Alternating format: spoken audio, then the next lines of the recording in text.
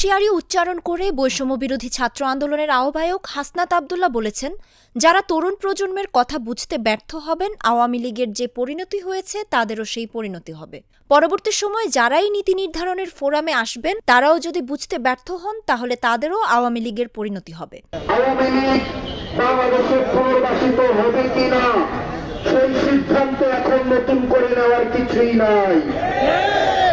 আমাদের অতীতের যে রাজনৈতিক যেই কাঠামো রয়েছে, সেই রাজনৈতিক কাঠামো আমাদেরকে নাগরিক অধিকার থেকে আমাদেরকে ইতিহাসের স্তরে স্তরে বঞ্চিত করেছে। তিনি আরও বলেন, ফ্যাসিবাদের পক্ষে যে কলম লিখবে, আমরা সে কলম ভেঙে দেব।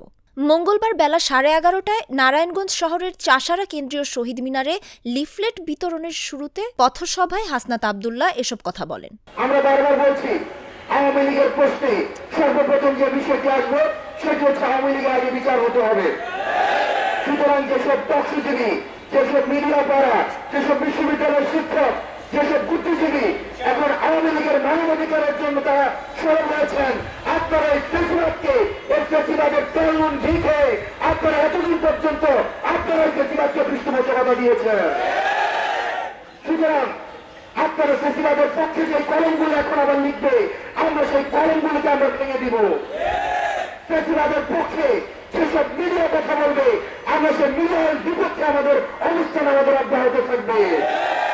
ফেসিবাদের পক্ষে যেসব মগজ আবার তাদের চিন্তা পোষিত করবে, আমরা সেসব চিন্তার বিপক্ষে আমাদের শক্ত অবস্থান থাকবে।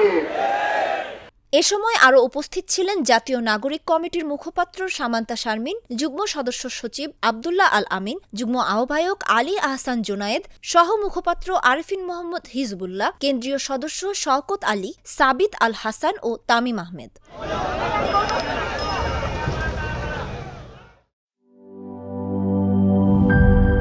টাইলক্স, যার অ্যান্টিব্যাকটেরিয়াল এজেন্ট টয়লেটের কোনায় কোনায় পৌঁছে 99% জীবাণু ধ্বংস করে। টাইলক্স টয়লেট ক্লিনার, ক্লিন মানেই টাইলক্স।